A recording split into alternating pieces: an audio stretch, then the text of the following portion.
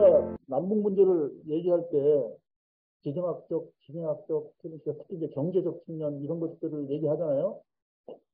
그건 이제 경상북도, 아니, 함경북도 무산시에 있는 철광인데, 부산 철광인데, 이건 제가 이제 거기까지 무산은 못 들어갔지만, 그 근처까지 가서 눈으로 확인했던 건데, 이게 무슨 일이, 이게 우리가 자료를 제공해서 사실은 이제 KBS나 이런 데서 집중 취재해서 방영을 했던 건데, 이게 몇 년 전 거예요. 오래된 겁니다. 무슨 말이냐면, 1994년부터 북한에 고난행군이 와서 인민들이 뭐 수십만 명이 굶어 죽는 비참한 일이 벌어졌고, 또 비인도적 북한 제재가 계속 이루어져 왔고, 이런 과정에 무산 철광이라는 철광석 단지 하나를 중국의 대풍그룹에 넘깁니다. 채굴권을. 50년 채굴권을 넘기는데 우리나라 돈으로 9천억이에요. 9천억. 근데 그 무산 철광이 노천광산, 여기 보시면 노천광산, 노천광산. 그냥 캐면 되는 거예요. 그런데 이게 대한민국에서 포항제철, 동국제강, 인천제철 모든 제철소가 53년간 쓸 수 있는 양이야. 이것을 50년 채굴권을 9천억에 준 거야. 대한민국 사업하는 사람들을요, 하라 그러면 다 떼고 보는 거야. 9천억. 그런데 그래서 내가 북한에 그때 남북민간교류협의회의 부의사장하고 김승진 이사장하고 같이 부의사장하고 그러면서 결국에 북한에 사료공장에서 짓고 그러라고 자주 갔어요. 그래서 북한에 있는 관리들한테 그런 얘기를 합니다. 야, 그걸 나한테 팔지. 내가 더블로 준다, 더블로. 근데 팔 수도 없어요. 왜냐면 미국이 현재가 있으니까. 미국 사람들이 못하게 하니까. 할 수도 없지만, 하여튼 재미공포를 해서 그래서 우리 민족한테 하지. 왜 그러냐. 그랬더니 그 사람들이 뭐라고 하냐면, 윤 선생님, 그런 소리 말라요. 우리가 우리 민족에 있는 자원을 왜 에세놈들한테 판매까? 이러는 거예요. 이래야 진짜. 그래서 우리 북한대학원에서 제가 공부할 때인데, 북한대학원에 있는 학 선생님들하고 같이 확인하러 갔어요. 이게 여기 보면은 그 부산 철광의 건너편에 도시가 하나 있는데, 거기에 딸이라고 해서 딸이. 그 딸이에 가서 그 안내원을 데리고 조만간 바로 건너편이죠. 조만간 바로 건너편. 등산에서 올라가서 보면 무산 철광하고요. 부산시가 보여요. 그러니까 가까워. 바로 붙어 있는 거예요. 그래서 망원경으로 보면 더 잘 보여. 근데 그때 이미 2000년도 중반에 이미 여기 보면은 철도를 놓고 지금은 철도로 다 펴가요. 그때 도로를 쫙 포장해서 트럭들이 쫙 가는 걸 눈으로 확인했어요, 우리가. 눈물이 나, 눈물이. 그런데 북한 관리들은 아니라는 거야. 그러니까 두 가지죠. 북한 관리가 모르든지 아니면 거짓말하는 거든지. 나는 모른다고 봐요. 모른다고. 그렇게 해서 그렇게 하는데 저희가 눈으로 가서 확인했어요. 사진도 다 찍고.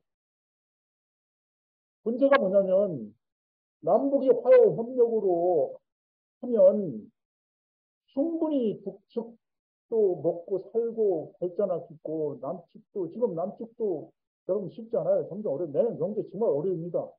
내년 하반기부터 고용 이제 문제가 심각하게 대두될 거예요. 대기업들이 내년에 예산 책정을 거의 안 하고 있습니다. 신규 투자를 안 하고 있습니다. 신규 투자를 안 하면 저절로 줄어드는 게 있거든. 그러니까 뭐야? 사람 안 뽑는 거예요, 거의. 그게 언제 나타나요? 내년 가을에 한다. 제가 빈말이 아니라 그거 보시라고. 24년 만에 올해 적자예요, 무역 적자. 94년도 중국하고 거래한 이후로 최초로 중국에서도 적자 날 가능성이 매우 높아요. 전체적으로. 수출은 4월 달부터 지금까지 매년 적자예요. 매달. 그것도 몇십 년 만에. 근데 이게 내년에 더 심해진다. 사실 이건 돌파구가 북한과의 관계에 있어서 얼마든지 살펴낼 수 있는데 우리가 두 손 놓고 있다 하는 거고요. 그래서 이런 화면들 보시면 좋을 텐데 일단 소리가 안 나서 그냥 그대로 말씀드렸고요. 그 우크라이나 전쟁에 대해서 이렇게 말씀을 드리는 거는 우리가 좀 잘 보셔야 되는데 우크라이나 전쟁이 터지면서 서방에서 했던 정책이 내가 이겁니다. 크게 두 가지예요. 첫째는 금융제재. 미국 유럽중앙은행과 러시아 중앙은행의 관계를 단절시켜버린 거예요. 금융제재. 두 번째는 원유 수입 중단, 가스 수입 제한, 이런 거 있잖아요. 그게 서방 국가가 러시아에 제한, 말하자면 경제적인 희초인데, 그러니까 러시아가 어떻게 했어요? 오히려 가스를 잠가버렸어요. 자기들 가스를 20%뭐 제한하니까 밸브를 잠가버렸어요. 아, 나 니네 그러려면 내가 안 판다.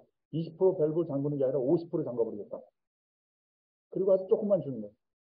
그랬더니 지금 유럽이 어떻게 됐어요? 난리가 났어요. 올겨울 난리가 났습니다. 유럽이 지금 지난번에 마크롱 프랑스 대통령이 미국에 공개적으로 이제 미국을 비난하는 것 중에 하나가 뭐냐면, 그러면서 수입한 미국의 가스가 러시아의 가스값보다 4배나 비싸다, 4배나. 그러니까 이런 전쟁 중이에요. 돈 버는 사람들이 있습니다. 또 보시겠어요? 그러니까 결과가 뭐냐면 원유가가 급등했어요. 우리도 급등했잖아.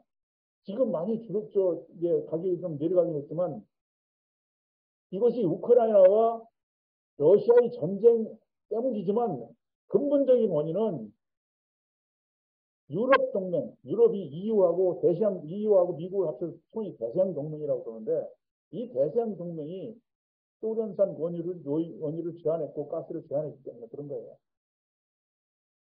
그런데 이제 문제가 뭐냐면, 왜 이 문제를 우리가 심각하게 봐야 되냐?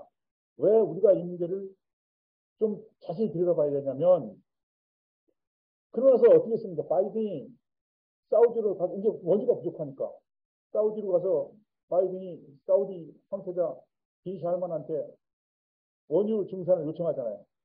그랬더니 빈 살만이 뭐라고 그래요? 한마디로 거절합니다. 우리는 증산할 계획 없다. 그리고 돌아서서 오펙을 중심으로 빈 살만이 매일 200만 배를 오히려 감축해버렸어요.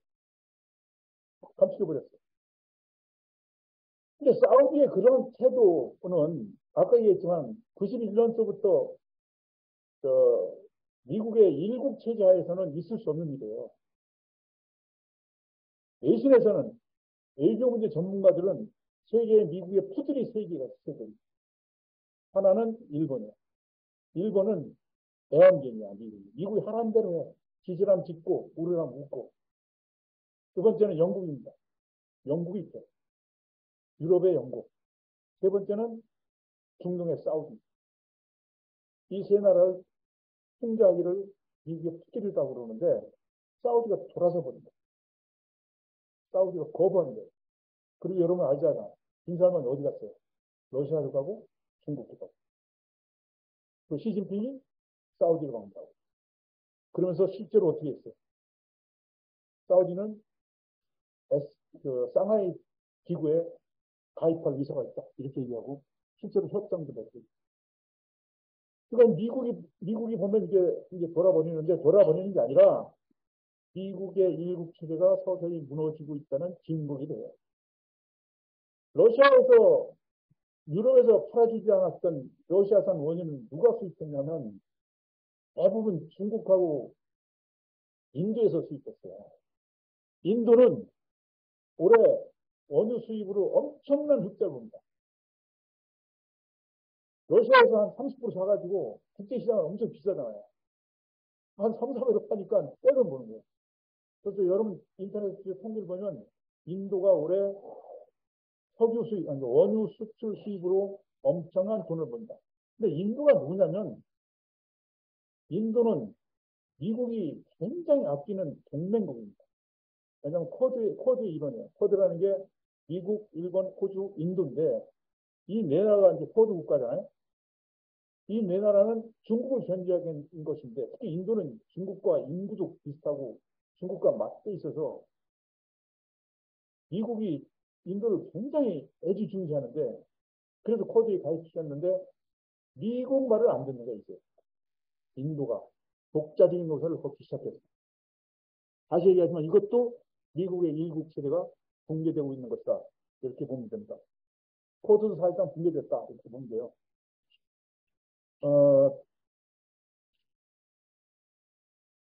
그런데 이제 맨 마지막에 있다시피 전쟁을 하면 누군가 돈을 버는 사람이 있어요.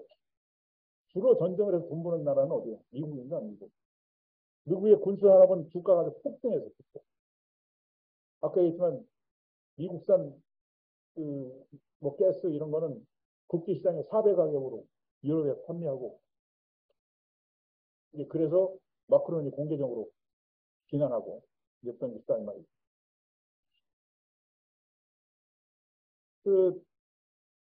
러시아는 이런 얘기, 푸틴이 한 얘기인데요. 낡은 세계 질서는 끝났다. 일국 질서는 다시 돌아오지 않을 것이다. 식민지적 방식도 실패했다. 진정한 주권국가는 평등한 대외관계를 추구한다. 2022년도 6월 17일 날 생트페테르부르크 국제경제 포럼에서 푸틴이 한 말. 낡은 세계 질서 끝났다 이제. 미국이 세계를 좌지하던 시대는 끝났다. 이렇게 선언한 거고요. 바이든도 그런 말 했어요. 신세계 질서가 이루어질 것이며 우리는 이것을 이끌어 가야 합니다. 이를 위해 자유세계 국가들은 반드시 지켜야 합니다.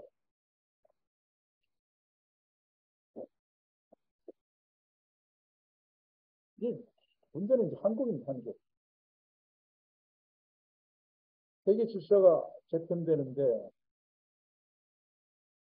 저보고 예상하라 그러면은 우크라이나는 아마도 2, 3개 정도로 분할을 한 뒤에 수련 또는 종전을 하게 될 것이다. 저는 이렇게 예상을 합니다. 도네츠크, 루간스키, 자포리자, 헤르손 이 네 개 지역이 러시아로 편입이 됐죠. 이 네 개 지역 중에서 적어도 두세 개 정도는 러시아로 편입되면서 동전을 맺고 아까 얘기한 폴란드 지역의 가르시아 지역 이 지역도 어쩌면 분리될 수가 있다. 제 예상이 맞나 나중에 보시면 될 거예요.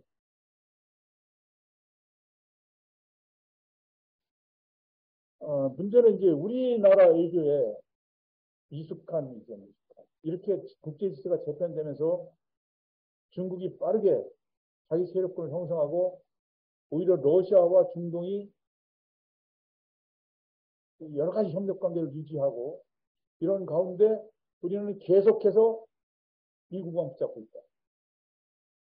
심지어는 한미일 공조만 무슨 바이블처럼 성경처럼 여기고 있다. 한국 전쟁, 한국의 침략의 상징인 우길기한테 우리나라 함정을 대표하는 제독들이 격리를 하고 있다.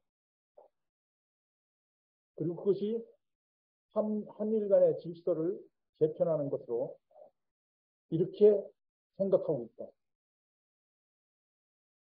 미국이 세 가지를 지금 인정하지 않기 때문에 사실 일본은 우리나라와 관계에 있어 세 가지를 인정하지 않기 때문에 여러 가지 문제가 발생하는 겁니다.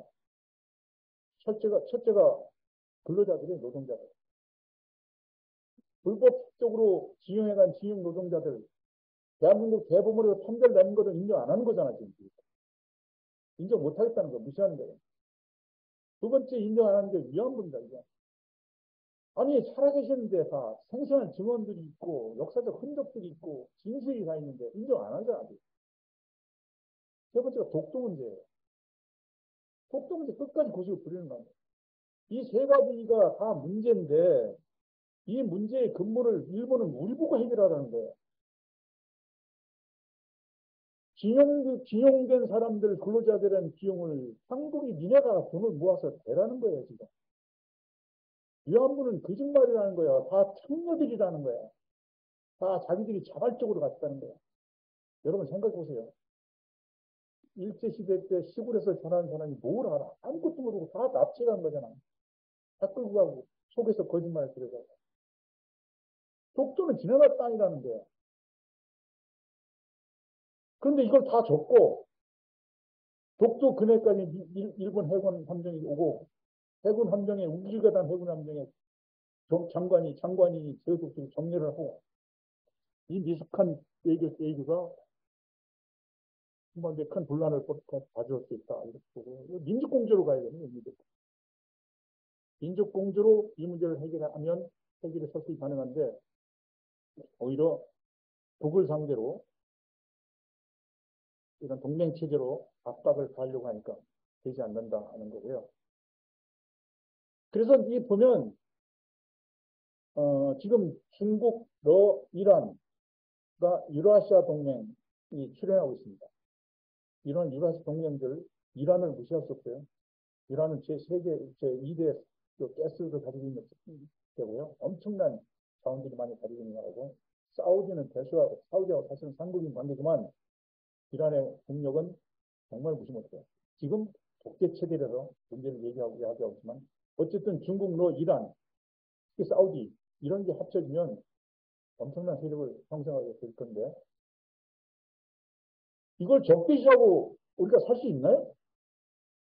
이들과 척을 지고 더 발전할 수 있을까?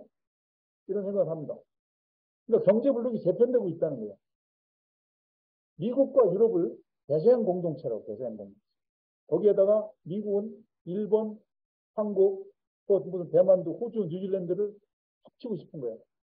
근데 우리는 윤석열 정부 들어서 자발적으로 찾아가. 그 대표적인 예가 IPEF라는 IPEF. 인도 태평양 이코노믹 포럼. 여기는 중국을 겨냥한 경제 공동체예요. 중국을 겨냥한 거예요. 그런데 우리 스스로 거기 가서 우리 스스로 주도적인 역할을 해요. 그래서 이제 여러분 보시면 중국은 우리가 중국으로부터 100% 자원을 조달받아서 생산한 품목이 400여개예요. 400여. 우리가 중국으로부터 70% 이상 자원을 조달받아야 생산이 가능한 품목이 1000개가 넘어요. 그러니까 우리가 중국하고 척지고 살 수 있지가 않아요. 그러니까 그런데다가 10호 동맹이라고 반도체 동맹을 또 한다니까 뻘떡뻘떡 또 우리 하겠다고. 지금 합의 여론이 이러니까 기침해졌는데 하고 있어요. 내가 얼마 전에 왕이가 한 말이 귀에 딱 남아요. 왕이가 뭐라고 그러냐면, 그러니까 이런 거예요. 중국은 한국을 빼고는 다 흑자를 본다. 어느 나라든 중국 물건 없는 데가 없고, 한국에서만 적자를 수백 달러씩 본다. 중국은. 두 번째는 한국은 중국에서 받는 흑자를 빼면 적자다. 지금 이제 중국도 적자가 갈 거 아니야. 이런 나라예요, 우리가. 그런데 니네가 그렇게 10%로 가지 말자고 중국은 뭐라 하냐면 15%로 가자. 우리도 껴주라. 같이 가자, 같이. 싸우지 말자. 이런 건데 10%가 그러니까 왕이가 뭐라고 그러냐면 이런 말 하니까 한국 내 안에 내가 있고 중국 내 안에 네가 있다. 이게 뭔 말이냐면 무슨 말인지 뭔 말이냐면 이게 경제적으로 뗄 수 없는 관계다. 이런 거예요. 우리나라 반도체 수출의 60%가 중국에 하는 거예요. 중국과 홍콩에 수출하는 거예요. 반도체 수출. 우리나라 최대 이익을 반도체에 내고 있는데 그 수출의 60%가 중국에 가는 거예요. 그런데 중국을 무시하고 살 수 있나? 중국을 왜 적대시하나? 중국이 뭐 하는 거는 다 유엔에서도 반대표 던지는 게 한국입니다. 앞장서서. 옛날에 안 그랬는데 최근에 그런단 말이에요. 여기 보면 그런데 이제 그 경제 블록이 브릭스가 브라질, 러시아, 인도, 차이나, 중국, S가 사우스 아프리카예요. 남하고. 근데 여기에 지금 이제 이란, 사우디, 인도네시아, 아르헨티나 이런 것들 다 가입해요. 그래서 대서양 동맹하고 브릭스가 사실은 정면 충돌할 가능성이 매우 높아졌는데 브릭스 보세요. 브릭스. 전부 자원 강국이고요. 인구 강국이고 지금은 못 살아도 무시할 수 없는 저력이 있는 나라들이에요. 우리가 거기에 우리가 대서양 동맹에 가입하지 말라는 게 아니라 우리가 만약에 한다면 난 양쪽에 다 가입하겠어. 아, 다 가입하는 거지. 근데 한쪽에 가입해서 적대적 세력을 양산할 필요가 있을까? 어쩌면 이 세계사적 대전환 시대가 앞으로 대한민국 한반도의 가혹한 시대가 될 수가 있다. 이걸 우리가 유의하지 않으면 안 된다. 이렇게 봅니다. 이 시간이 얼마 안 남아서 마지막으로 정리를 하겠습니다. 아까 얘기했지만 이게 몇 가지 질문들을 하는 질문들. 아까 얘기했지만 북한이 핵무기를 포기할까요? 포기하지 않습니다. 절대로. 그러면 북한이 핵무기를 포기하지 않는다는 걸 미국이 모를까요? 여러분 모른다고 생각하세요? 미국은 압니다. 북한 놈들 저 새끼 절대 포기하지 않을 거야. 알아요. 아는데 윤석열 대통령 모를까요? 여러분 다 아는데. 나도 아는데. 북한이 핵무기 포기한다는 걸 다 아는데 윤석열 대통령 모를까요? 압니다. 그런데 아는데 다른 정책을 취하는 건 이건 뭐야? 이게 뭐야? 미국의 이익이기 때문에 그런 거야. 윤석열 정부의 이익이니까 그러는 거야. 예? 예, 그렇죠. 엄격히 얘기하면 이태리 북한 군산 복합체제의 이익이야. 그걸 대변하는 거거든요. 알아요. 북한. 그리고 대북제재로 북한을 굴복시킬 수 있나요? 아니, 북한은 한국전쟁 이후로 늘 제재 속에서 살아온 나라예요. 30만이 굶어 죽어도 절대로 굴복하지 않는 나라라고. 대북제재로 굴복할 수 없는 게 특히 지금처럼 중국과 미국이 척을 쥐고 러시아와 중국과 미국, 러시아와 미국이 척을 쥐면 뒷문이 열린 거거든, 뒷문이. 그렇죠. 두 사람이 공조할 때도 뒷문이 열렸는데 두 사람이 공조 안 하면 이제 완전히 열린 거지. 어떻게 막을 수가 있겠어? 불가능하다. 그걸 모를까요? 대북제재로 북한을 굴복시킬 수가 없다라는 것을 미국이 모르겠냐? 압니다. 아는데도 왜 그래? 그게 이익이니까. 그게 미국의 이익이니까. 그래야 무기에 팔아먹고 그래야 남북 냉전 상태를 유지해야만이 미국의 이익을 최소시킬 수 있으니까 그런 거예요. 이런 질문을 나는 한번 해봅니다. 만약에 정말로 미국이 또는 한국이 선제 공격을 하면 북한은 핵무기를 쏠까? 여러분 어떻게 생각하세요? 북한이 김정은과 핵단추를 누를까? 공렬인데 다 죽는데 나는요 과감하게 거총을 쏠 거라고 봐요. 어디로? 미국으로. 김정은과 미국으로 쏠 겁니다. 그러면 북한은 멸종 멸망하죠. 남쪽도 멸망하죠. 근데 선제 공격을 하고 북한의 최고 존엄을 향해서 지금처럼 여러분 한미 군사훈련에서 가장 중요한 게 세 가지예요. 첫째는 평양 점령 훈련을 한 겁니다. 상륙작전에서. 두 번째는 지도부 참전하는 거예요. 뚝기기 작전이라고 그래요. 옛날 오상화 빈 라덴을 죽였던 부대들이 한국에 와요. 그래서 북한의 지도부를 지지했다는 거고. 세 번째는 핵폭탄 실험을 합니다. 핵무기 투하 실험을. 다 알아요, 이거. 인터넷에 다 알고. 강원도 영어라고 군산 아파트 집도에서 합니다. 핵무기 투하하면. 이 세 가지 끔찍한 훈련들을 한반도에서 하고 있는 거예요. 365일 계속 하고 있는 거예요, 지금. 이 정부 들었어요. 하루도 쉬지 않고. 그러니까 저기서는 계속, 미사일 쏘고, 한 겁니다. 거기에 저항하려고. 이렇게 저항하는 사람들이기 때문에 나는 한반도에 문제가 발생하고 북한의 지도부가 삭살당할 위기를 처하면 거침없이 미국으로 포탈을 알겠다. 마지막 질문을 드려볼게요. 미국과 일본이 끝까지 한국을 지킬까요? 안 지킵니다. 미국은 자기네 국기에 엄청난 손실이 오겠다 하는 순간 손을 뛸 거예요. 다시 말해서 북한이 핵무기를 워싱턴, 뉴욕, 시카고, 로스앤젤레스, 샌프란시스코 5번만 떨어뜨리면 다 죽거든.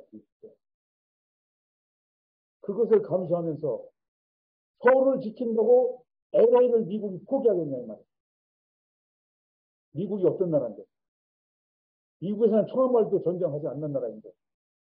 따라서 북한의 태도가 저렇게 하면 절대로 미국은 끝까지 미국의 국민을 희생합니까? 지키지는 않는다. 이런 겁니다.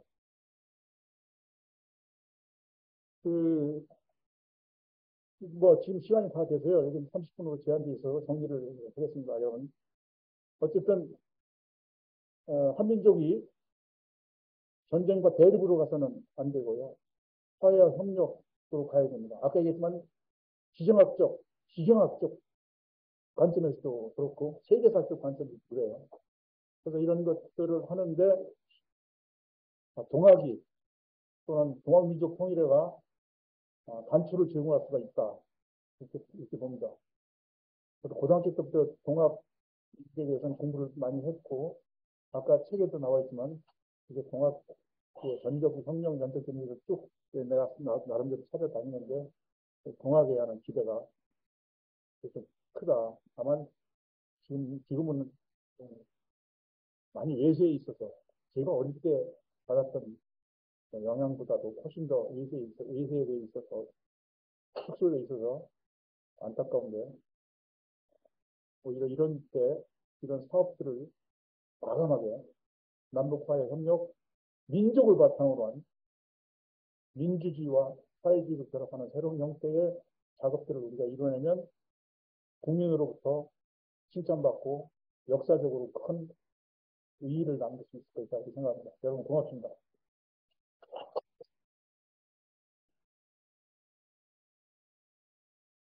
예, 수고 많이 하셨습니다.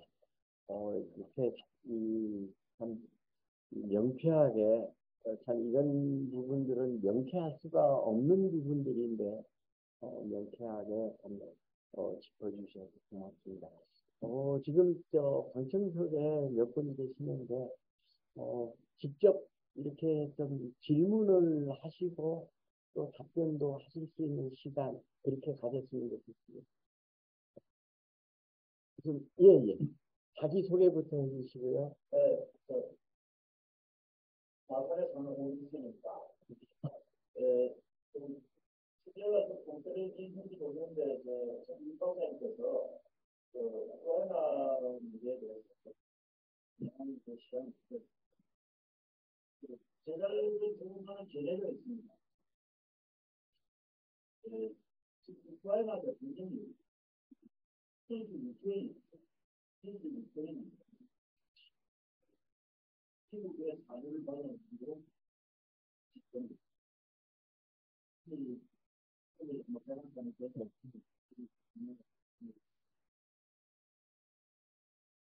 실제로 근데 미국의 사무체들이 그들의 시간 가는 건 많은데 지금 소장 이런 것까지 8시간 가는 건 뭐지 지금 24시간 가는 거거든요.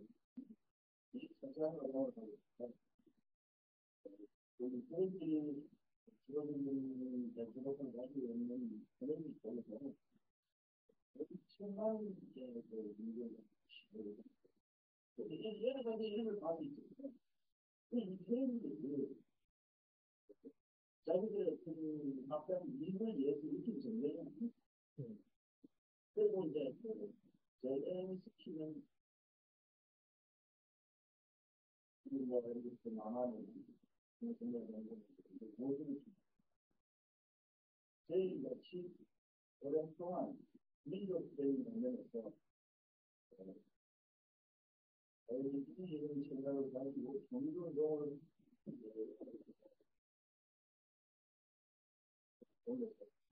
사는 입장에서는 이거는 주택이다.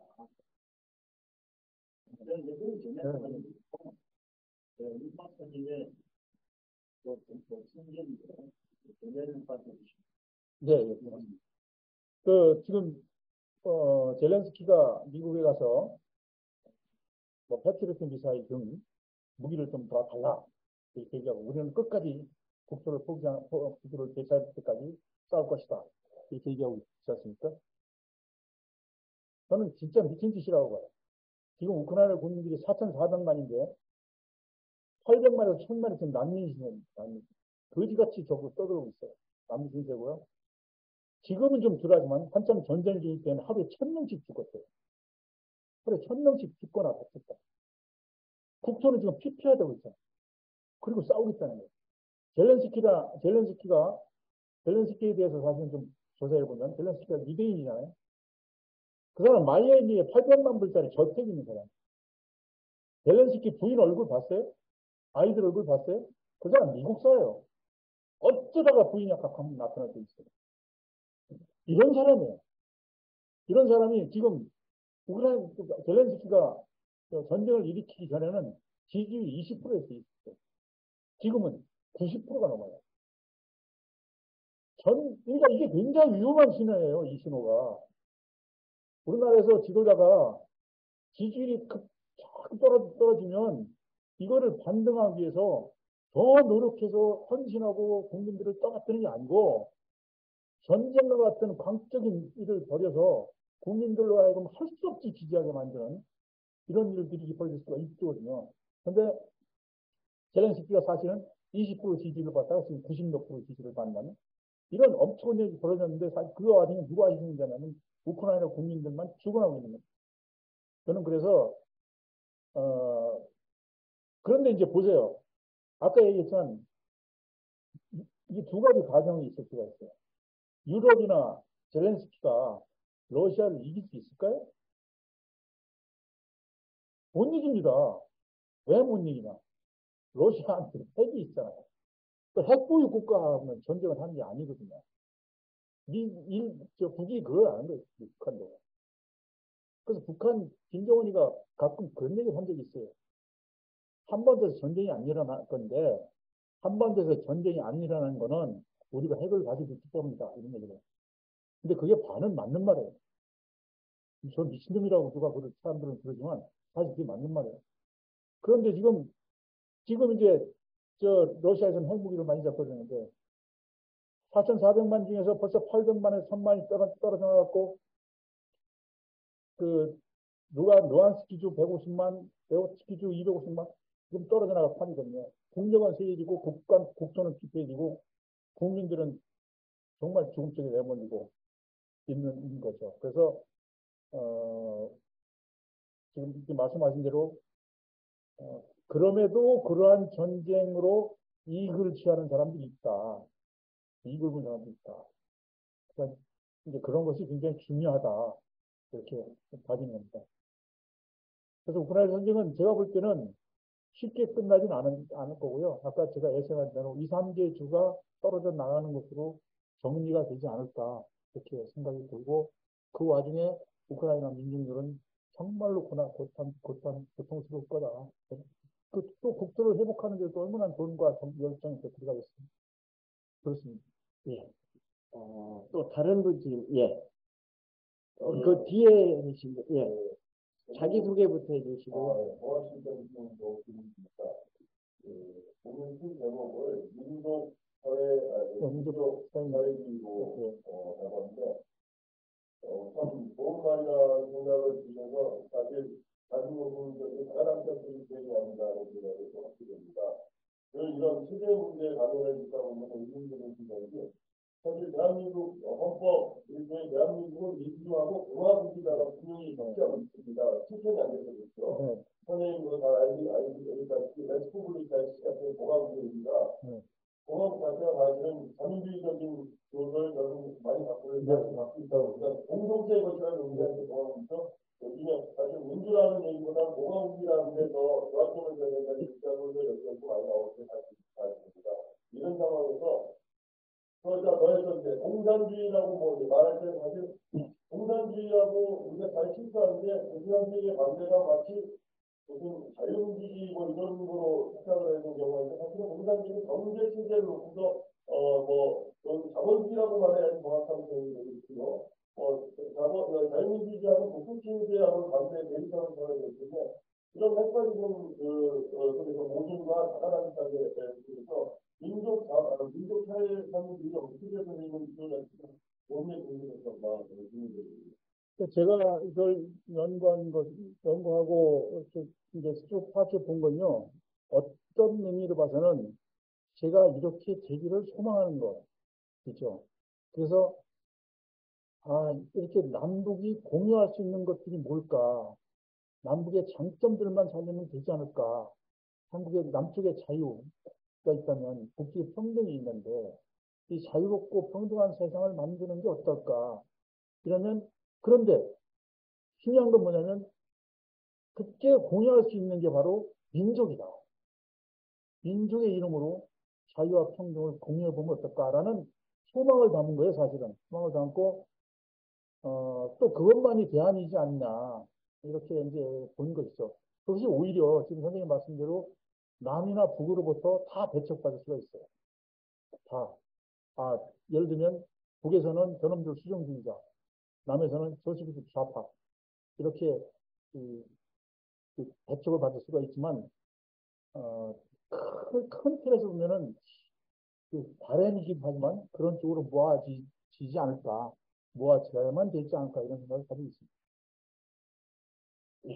좀 이건 끝내 애매할 수밖에 없는 답변이 아닌가 싶기도 하고. 예, 또 다른 분, 예, 말씀해 주시죠. 저쪽에서 이 방법이요. 아유, 예. 제가 어떤 아무래도 초대 대통령, 이승만 대통령 당시에 그 쏘였습니다. 그때 자기한테 정치적으로 자기한테 반대하는 사람은 무조건 좌파로 몰았거든요. 그렇죠. 좌파도 나는 좌파 아닌 사람도 자기 정치 노선에 반대하는 무조건 좌파로 몰아가지고 이게 이런 노선을 다 해가면서 자기 참 속된 정치를 했는데 대한민국이 참 좋은 게 모아 통일이 내려가지고 노은영 선생님 만에 오면 좋은 정치 자기가 정치하는 반대 우리가 그런 사람들 다 세웠으니까 그렇죠. 그런데 지금도 뭔가 하면 민주당 지지하는 사람들 좌파로 모으고 있거든요. 이거 문제는 때문에 무조건 이 남한 사회에서는 실제 좌파 인사람도 좌파로 모이면은 어디 가서 말도 만들어 나옵니다. 특히 경우 같은 과거에도 80년도 처음에 80년 5.18 강조하면 되는데 그때 강조한 만나고 같이 빨리는 일주일입니다. 그리고 또 서울에 사회에서 도시 출신들이 강한 박사 다 그분이 지난번 교수도 참 그렇게 보는 기억을 합니다. 또 민중과 지식이라는 민중과 지식의 관점에서 제가 이런 기억이 많이 나요. 한반도로 뚫었다는 아래가 미국 러시아 중국은 강국들이 끝으로는 한반도의 평화 같은 거 좋겠다. 평화가 온다는 것이 바로 통일을 의미하는데 끝으로 만나고 있지 그 4대 강국들 언제까지나 남북이 달려있기를 바랍니다. 달려있어야 몸도 팔먹고 만들어 맞습니다. 일본에서 정치하고 신이 공개하는 건 아니지만 자기 맛대로 만들어야 되고 조정을 할 수 있다. 그런 얘기가 있고 이것도 그리고 아이디어 때 인동은 좀 보여주지 않나. 방송자하고 주시는데 뭡니까?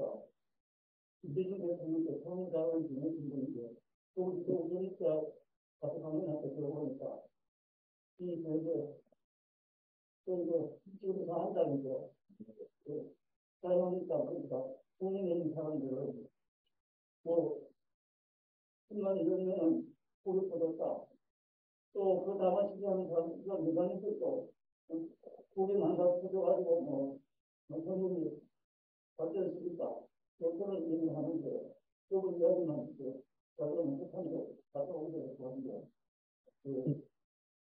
한반도 통일이 그래서 지금 우리 대표로 어떤 결과는 아까 박사님 말씀 것 같이 그럼 지하자원을 갖다가 중국에서 밖에 보내는 거지 않습니까?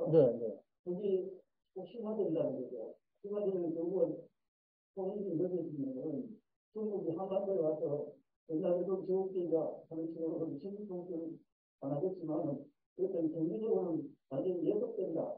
그것도 모르고 다른 뭐 고객들은 여전히 가는데 자기가 그런데 우리 경제 원칙을 있는 걸 갖다가 예산이 왔을 때 짜장면 우리 전체 식당 나오는데 짜장면 한 그릇 4,500원 5,000원 정도 그 정도로 지원해주고 나서 그거 가지고 만나서 터졌다 샀는데 그걸 사고 방식까지는 돈이 참 떨어집니다. 네. 예, 수도비 속도가 생각할 때 수도 정도 하기로 지원했는 거 기준가 안 되나요? 네. 우리 부분이 지금 가봐야 그런 같은 경우도 있습니다. 네, 네, 아주 귀한 말씀이시고요. 저희가 다 공통적으로 느끼는 이야기들이죠. 그리고 정말 개선돼야 될 것인데 지금 지적하신 대로 한반도가 지정학적으로 굉장히 첨예하잖아요. 여러분은 한 가지 질문 드려볼게요. 북한이 핵무기를 어떻게 만들 수 있었을까? 북한이 핵무기를 만든 게 사실은 러시아가 91년도에 망하면서 많은 자료들을 줬는데 실제로 북한의 핵무기를 만드는 데 실제로 기여한 거는 중국이에요. 여기 이 책인데 이게 브루킹스 연구소에 나오는 China's New Security Open Disclosure 말이에요. 그러니까 중국의 새로운 비밀 외교. 예, 보면 이 책자에 보면 어떻게 나와 있냐면 이렇게 나와 있어요. China possible assistance to North Korea's nuclear weapon and the ballistic missile program as late as the 1970s. 1970년대 후반에 중국이 제공한 실제로 발리스틱 미사일 프로그램은 발리스틱이라는 게 탄도미사일이거든요. 뉴클리어 웨이폰하고. 그러니까 핵무기하고 탄도미사일 프로그램을 중국이 사실은 처음에 제공한 거예요. 지금 얘기하신 대로 중국이 왜 그랬을까? 러시아는 왜 흘렸을까? 왜 그래? 아까 얘기했지만요. 정말로 북한을 위해서? 아니에요. 중국을 위해서 그래요. 러시아를 위해서 그래요. 중국은 북한이 중국의 방패가 되기를 원하는 거거든요. 이거가 지정학적으로 그런 문제가 있는 거예요. 좀 심하게 얘기하면요. 미국은 한국이 사냥견이 되기를 원하는 거예요. 젤렌스키가 사냥꾼이에요. 사냥견 노릇을 하고 있는데 아시아에도 한 마리가 필요해요. 어디겠어요? 한국이야. 한국이 있으면 좋은 거예요. 중국은 북이 모든 전쟁에 방패막이가 됐으면 좋은 거라고. 이게 지정학적인 문제라고 우리가 가지고 있는 문제예요. 그러니까 거기서 파생되는 게 모든 게 거기서 파생되는 거잖아요. 그래서 뭐라고 했어요, 아까? 통일을 만들어야 되고 분단을 해야 돼요, 분단. 적폐 중에 적폐인 분단을 해서 하는데 어떻게 분단을 해서 하느냐? 쉬워요. 남북 교류와 협력을 강화하면 되는 겁니다. 그런 거 아니에요. 남북 교류와 협력을 강화해서 우리가 그렇게 살아왔어요. 저는 평양에 한 10번도 더 갔다 왔어요. 삼전에도 비행기 타고 평양에서 비행기 타고 삼전으로 가서 백두산도 올라갔다 왔어요. 문재인 대통령이 갔다 오고 15년 전에 제가 갔다 왔어요. 바로 그 자리. 그 다음 내가 물 끓고 물 마셨어요. 백두산도. 여기 보면 이제 중국도 그렇지만 미국이나 일본은 또 마찬가지라고. 우리가 방패막이가 되길 바라는 거예요. 그러니까 이거를 끊는 것은 우리 민족 통일에처럼 불같이 일어나서 남북 교회 협력을 강화하는 거 하나하나. 지금 통일부가 다 맡고 있는데 저는 죽을 때까지 하고 싶으면 그래요. 그걸 해야 되겠다. 이런 생각이 들고요.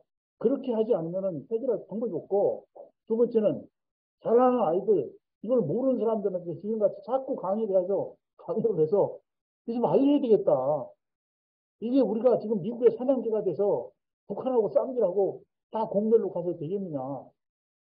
그런 얘기입니다. 그런 얘기라서 그걸 근본적으로 그러니까 해결해야 되고 해결하는 게 사실은 어려운 것 같지만 그렇지 않다.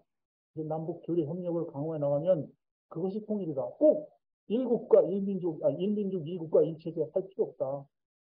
그죠? 이국가 일민족 이체제 좋다는 거죠.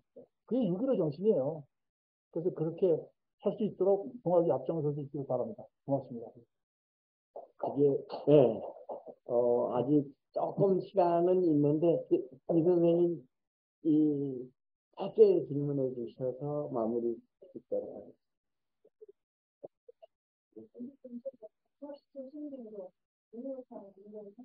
네, 알고 있습니다. 네.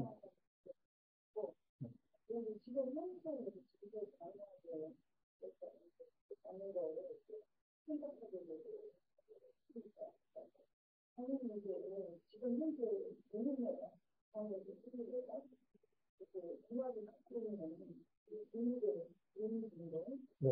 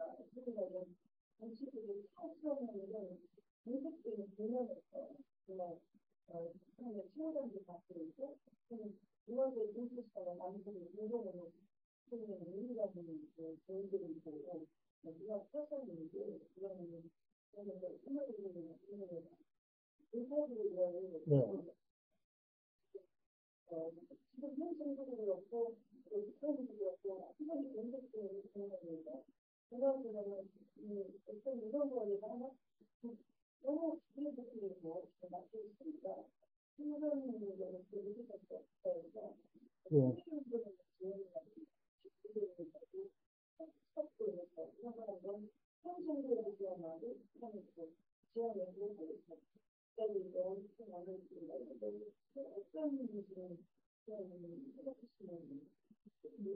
네, 네.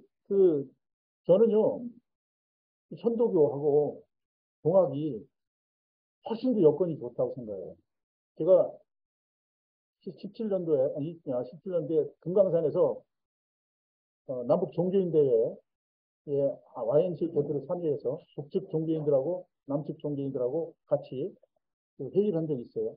그리고 한국 그리스도교, 우리는 북한의 조선 그리스도 연맹이가 있어요. 별도로 만나서 회의가 그래요. 나는 천도교하고 동학이 당연히 해야 된다. 왜냐하면 같은 뿌리가 북에 엄연한 세력으로 있는데, 그래서 이게 북으로 가지 못하면 심양이나 북경에서 불러내서 돈 좀 들어요. 그 사람들 교통비가 없으니까 돈을 좀 주더라도 우리 한국 그리스도 연맹은 그렇게 합니다.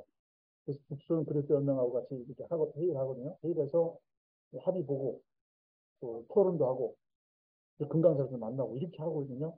나는 동학은 훨씬 더, 천도교는 훨씬 더 그 여건이 좋다. 기독교보다 오히려 좋다. 나는 이렇게 생각하거든요. 해서 그거는 우리가 실천을 하지 못해서 그렇지 시설 방법들은 얼마든지 있다. 말씀드릴 수 있습니다. 구체적인 거는 시간을 같이 더 얘기할 수 있도록 하면 좋겠습니다. 이 자리가 좀 끝날 시간 다 된 것 같습니다. 예,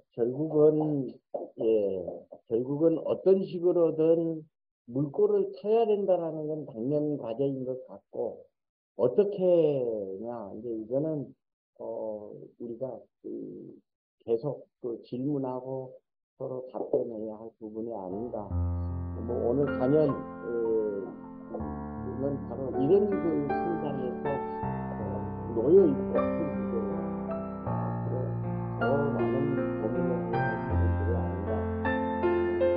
명쾌한 답변은 여전히 없는 것이고, 이렇게 마무리 짓겠습니다. 오늘 고생하신 선생님한테 다시 한번 박수. 네, 마무리 짓겠습니다. 감사합니다.